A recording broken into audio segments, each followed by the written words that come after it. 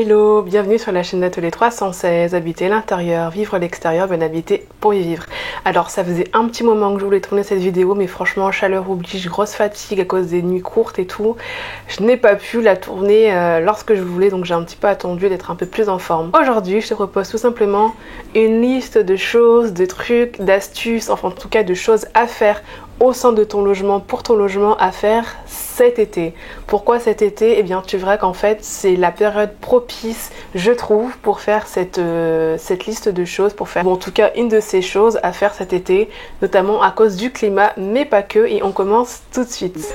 Alors la première des choses à faire au sein de ton logement, si tu as repoussé ça depuis des mois, des semaines ou des jours, c'est tout bête, mais c'est tout simplement de laver tes vitres. Et ouais, pourquoi est-ce qu'on va laver ses vitres, particulièrement en été, qu'on va être tranquille après? Eh bien parce qu'il n'y a quasiment pas de pluie. En tout cas, été, temps sec, notamment dans le sud-est de la France, donc on va nettoyer ses vitres une fois et en fait, on ne sera pas inquiété des potentielles traces de pluie, sauf si bien évidemment tu as la mauvaise manie de mettre tes doigts, là je peux rien pour toi, mais en tout cas, lave tes vitres, elles vont être nickel pendant un petit moment. Le deuxième conseil que je te donne, si tu as prévu de le faire au cours de l'année, c'est tout simplement de t'y mettre maintenant pour faire les travaux de peinture murale.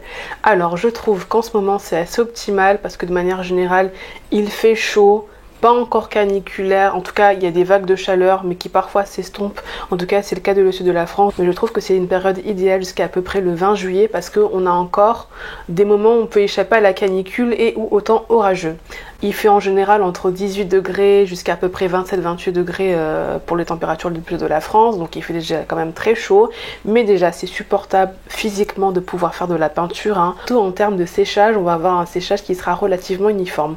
En hiver, on peut bien évidemment peindre. Le problème de l'hiver, c'est qu'on doit ouvrir. Donc si on ouvre en hiver, soit on perd de la chaleur du chauffage, soit on va avoir un refroidissement de la maison et en plus le séchage à l'air froid n'est pas forcément optimal, ni par temps humide. C'est possible de le faire, hein. On peint en toute saison, mais voilà, c'est pas la même chose. Quand en 5, on a quand même un séchage qui est beaucoup plus optimal, on va pouvoir ouvrir bien évidemment ses fenêtres sans craindre d'avoir froid. La seule chose qu'on peut craindre, c'est les moustiques. Et puis en plus, par temps sec, avec des températures relativement normales, entre guillemets, jusqu'à à peu près, allez, 25, 26, 27, 28 degrés, c'est qu'on va avoir un séchage plutôt uniforme. Quand il fait trop chaud caniculaire, on peut avoir un séchage qui est bien fait sur les faces externes de la couche de peinture, mais à l'intérieur, si vous touchez, ça va être un petit peu encore un petit peu pâteux en fait, donc un séchage qui est pas très bien fait. Et s'il fait trop froid, ça va forcément prendre un peu plus de temps pour avoir un séchage uniforme. Et en plus, comme je vous le dis, vous allez devoir ouvrir, votre maison va devoir se rafraîchir en hiver, etc. C'est pas l'idéal. Vraiment, l'avantage du temps sec, c'est qu'on n'a pas d'humidité qui est un petit peu pénible pour sécher, ni de temps frais qui va devoir nécessiter beaucoup plus de temps de séchage, ni de temps orageux qui est un petit peu trop lourd pour avoir un séchage uniforme. Ensuite, moi vraiment je vous conseille de peindre du coup à partir de 19h, hein, donc les températures sont relativement plus fraîche qu'à midi et tout au long de la soirée les températures vont s'adoucir, donc vraiment de commencer la première couche de peinture entre 19h et 22h et puis ensuite vous vous levez le matin un petit peu tôt, hein. Vous pouvez passer la deuxième ou dernière couche de peinture à partir de 6h, 7h et puis ça va sécher tranquillement. Moi je trouve que l'avantage de peindre en fin de journée, surtout l'été, c'est qu'on peut bénéficier de la lumière naturelle et qu'on peut vraiment voir le rendu de la peinture dans des conditions naturelles, de luminosité naturelle. On peut bien évidemment peindre avec la lumière artificielle, hein, c'est pas un problème, mais le rendu n'est pas le même et moi je suis vraiment une fan de la lumière du soleil, je suis vraiment fan de la lumière de l'environnement naturel qui vraiment va mieux faire ressortir, je trouve, les pigments de peinture en particulier, si ça veut dire du jaune, du orange, enfin bref, vous l'avez compris. Et on n'a pas besoin d'allumer la lumière, hein, c'est déjà quelque chose, hein, c'est pas négligeable. Troisièmement, là c'est vraiment le truc de l'été, je trouve que c'est un peu le hit de l'été, c'est tout simplement tout ce qui concerne les meubles, refaire sa meublerie. L'été, il y a quand même deux phénomènes que j'observe, peut-être que je me trompe, n'hésitez pas à me le dire en commentaire. On est dans une période où il y a des personnes qui vont déménager et qui donc ont des meubles à se débarrasser ou à vendre, peut-être vous, peut-être que c'est votre cas, et on a des personnes qui vont emménager, qui seront à la recherche de meubles. On a aussi des personnes qui vont profiter de l'été justement pour refaire un petit peu leur meublerie, donc se débarrasser de meubles et en même temps chercher de nouveaux meubles, et là c'est vraiment la saison, donc on a tous chassé croisé entre l'offre et la demande de meubles, donc des meubles qui vont être disponibles, des personnes qui vont chercher à se débarrasser, à vendre leurs meubles, et des personnes qui potentiellement sont vos futurs clients et qui vont vouloir acheter ces meubles. Donc n'hésitez vraiment pas à vous lancer sur le bon coin, d'autant plus que l'été, c'est le moment. Il y a vraiment des régions de France qui sont championnes en ça. C'est la saison des vide-greniers, des brocantes, des puces, des marchés. Donc faites-les pour, je sais pas, pour des sommes modiques, pour 8 euros, pour 10 euros, vous pouvez vous inscrire à un marché en tant que commerçant et vendre vos meubles. Donc ça veut dire vous faire un petit pécule, les vendre en une journée, vous faire, voilà, vous débarrasser rapidement, pas forcément traîner sur le bon coin où les gens, voilà, sont là, ils vous appellent pas. Et si au contraire vous cherchez des meubles originaux, c'est le moment. Faites la tournée des braderies, faites la tournée des ventes de nuit, faites la tournée des marchés aux puces, des brocantes.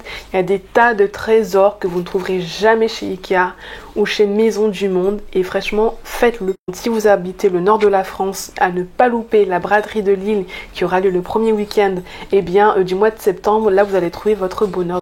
Je crois qu'on est au point numéro 4, donc quelque chose qui est hyper important et qui là pour le coup nous concerne tous, qu'on soit locataire, propriétaire. Je suis sûre qu'on a quasiment tous un congélateur ou un réfrigérateur chez nous, et franchement les amis, c'est le moment de dégivrer. Pourquoi est-ce que c'est le moment de dégivrer votre congélateur? Parce que vous êtes beaucoup plus susceptible d'avoir tout simplement une glacière pour stocker vos aliments le temps que le dégivrage se fasse.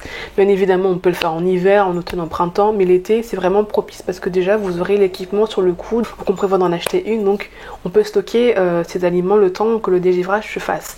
Deuxièmement, en ce qui concerne l'électricité, l'énergie, bon, on n'est pas sans ignorer les actualités, le prix de l'énergie va augmenter, ne cesse d'augmenter, même si pour l'instant les prix du gaz sont gelés, heureusement, l'électricité va continuer d'augmenter, et l'été c'est aussi la période à laquelle on a l'augmentation du prix de l'électricité. Il me semble que ça a été fait en amont cette année, peut-être au mois de mars, je ne sais plus, mais peut-être qu'on aura une deuxième surprise, en tout cas une deuxième mauvaise surprise, cet été. Et du coup, dégivrer son congélateur, c'est hyper important, tout simplement pour enlever la couche de glace qui elle est très énergivore, car ouais, la couche de glace à la base elle n'est pas programmée par votre réfrigérateur pour s'installer. En fait, si vous voulez, dans votre réfrigérateur ou dans votre freezer, vous avez d'un côté la paroi avec le système de refroidissement, et puis vous avez l'air ambiant qui justement est maintenu à une certaine température par le système de refroidissement, par le système interne.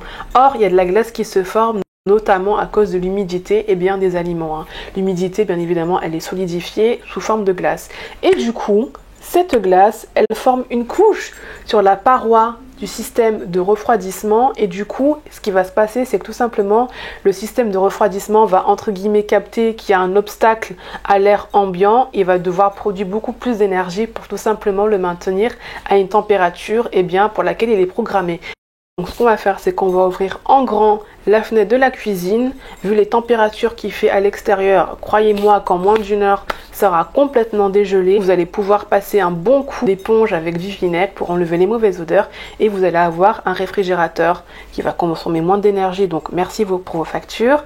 Un réfrigérateur propre. Cinquième truc à faire, alors c'est hyper bête, vous allez dire mais de quoi elle parle, mais je trouve que c'est tellement évident de le faire surtout l'été, c'est tout simplement de nettoyer votre poubelle d'ordures ménagères, celle de la cuisine, celle de la salle de bain. Vraiment celle qui est dédiée à tout ce qui reçoit un petit peu les déchets organiques et plus, à cause de la chaleur et des mauvaises odeurs. Et quand je dis nettoyer, je ne parle pas d'enlever le sac avant de partir en vacances, de le mettre à la poubelle. Je parle bien de nettoyer, de passer un coup d'éponge avec du vinaigre, avec du produit de vaisselle, parce qu'il suffit pas d'enlever la poubelle pour enlever les mauvaises odeurs, mais souvent on a des très minimes résidus, soit de sauce, soit de liquide, un petit peu de fruits, vous savez, un petit peu de jus de fruits, ça peut être un petit peu de jus de pastèque, un petit peu de jus de melon qui sont tombés sur les bords, et ça a l'air de rien, mais en fait tout ça qui s'accumule avec la chaleur, mais mes amis, ça va sentir mauvais et ça va attirer les mouches. Donc vraiment, et comme je sais qu'en plus vous allez partir en vacances, on va vraiment nettoyer ça avec du vinaigre pour enlever les odeurs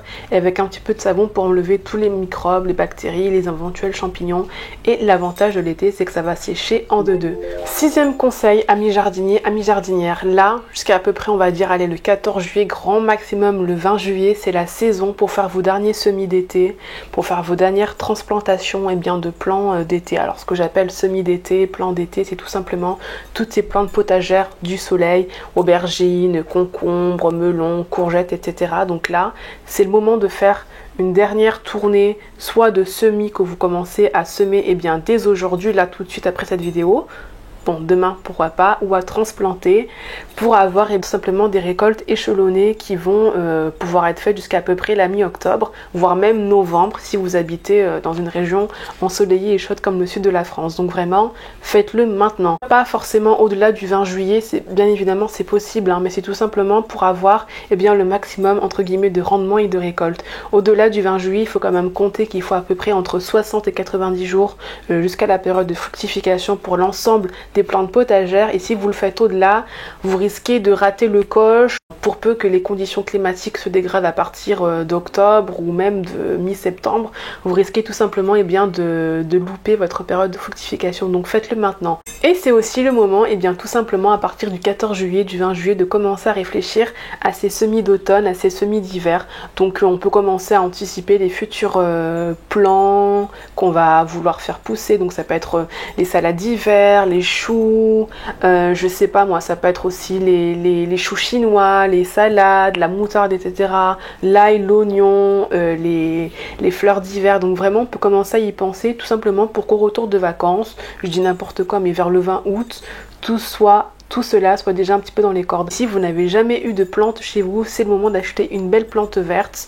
Là, c'est vraiment la saison de la croissance, la période de la croissance, donc elle risque de bien se développer. Donc c'est vraiment l'occasion pour vous de se faire la main à condition d'avoir un arrosage optimal. Pour terminer, voici un petit conseil que je vous donne. Moi-même, j'aimerais pouvoir me l'appliquer, mais comme je ne suis pas locataire officiel des lieux, je ne peux pas le faire, mais c'est tout simplement de mettre votre appartement, de mettre votre bien en location saisonnière et éventuellement en location étudiante. Alors, je vais commencer par la location étudiante, ça va être plus simple. Si vous avez l'habitude de louer vos biens, vos appartements à des étudiants, franchement, n'hésitez plus, commencez à mettre des annonces. Pourquoi? Parce que là, on va arriver dans la période charnière à laquelle le Crous va commencer à donner ses réponses pour les attributions ou pas de logement. Et il y aura beaucoup en fait de personnes qui vont être en liste d'attente. Et vous êtes probablement la solution d'hébergement d'un étudiant. Peut-être qu'il ne le sait pas encore parce qu'il pense qu'il va aller au Crous, mais vous avez un appartement, donc vous êtes peut-être son plan B qui va devenir son plan A. Donc commencez. On est aussi beaucoup un petit peu en rotation de fin de colocation, recherche de futures colocations. Donc vraiment, c'est le moment de vous positionner pour avoir le maximum de chances de remplir votre logement d'ici le mois de septembre. Croyez-moi, bien évidemment, on est toujours en période un petit peu bizarre, confinement, Covid, tout ça, on sait pas trop et tout ça machin, mais il y a toujours des personnes qui vont partir, des personnes qui vont être en alternance en présentiel, notamment les métiers de l'ingénierie, les métiers où on doit être sur place. Il y a toujours des personnes qui vont venir de l'étranger pour étudier en France et qui ont besoin d'un logement. Et le Crous, c'est une option parmi tant d'autres, donc n'hésitez pas. Positionnez-vous dès maintenant, ne serait-ce que pour commencer à traiter les premières demandes de logement. Vraiment, ne ratez pas le coche, optimisez vos chances. Location saisonnière. Peut-être que vous allez partir en vacances. Et si vous allez partir en vacances, moi vraiment c'est quelque chose que j'aimerais faire, c'est tout simplement de mettre mon bien en location. Vous allez me dire mais ouais, mais en fait c'est mort là, les gens ont déjà réservé, mais en fait moi je me rends compte que pas du tout. Il y a énormément de personnes, et quand je parle de personnes, je parle vraiment de personnes ici en France, je parle vraiment des Français et même aussi du public étranger, on va parler des Français qui vont partir un petit peu à la dernière minute pour X raisons, soit à cause du contexte sanitaire, soit parce que justement au niveau du travail c'est un petit peu incertain. Vous avez l'opportunité tout simplement de pouvoir louer votre bien à une personne qui va vouloir partir à la dernière minute, mais qui du coup va devoir faire la location saisonnière plutôt qu'un hôtel qui sera peut-être déjà rempli depuis quelques semaines. Donc vraiment ne ratez pas cette opportunité des locations de dernière minute, surtout si vous partez aussi, c'est l'occasion vraiment de rentabiliser votre voyage, votre séjour en louant quelqu'un si vous en avez envie. Alors moi je ne suis pas experte dans le domaine du tourisme, mais par contre je remarque qu'il y a de plus en plus de personnes qui, en plus de voyager un petit peu à la dernière minute, soit les personnes vont faire un week-end un petit peu spontané, on n'est pas sur des grosses périodes de vacances, mais un week-end spontané, 2 ou 3 jours, des anniversaires surpris, un week-end romantique dans la région où on habite. On a aussi beaucoup de personnes qui font des vlogs ou qui font des vidéos YouTube, etc., ou même Instagram, peu importe, et qui sont à la recherche pas forcément d'hôtels, mais tout simplement de voyages entre guillemets locaux, dans des appartements normaux avec cuisine, etc. etc. Et donc du coup c'est tout un public, c'est tout un marché je trouve qui est en train de s'ouvrir et de se développer. Donc, si vous avez la possibilité, vous allez pouvoir justement vous faire un petit peu de sous ou en tout cas devenir hôte. Voilà, j'espère que cette vidéo vraiment t'a intéressé, qu'elle t'a donné des idées, ou tout simplement qu'elle t'a rappelé des choses que tu devais faire. Vraiment, n'hésite pas à me partager en commentaire si tu as d'autres idées de choses qu'on peut faire dès maintenant pour cet été. Je te dis à très vite pour la prochaine vidéo et d'ici là, porte-toi bien. Shalom.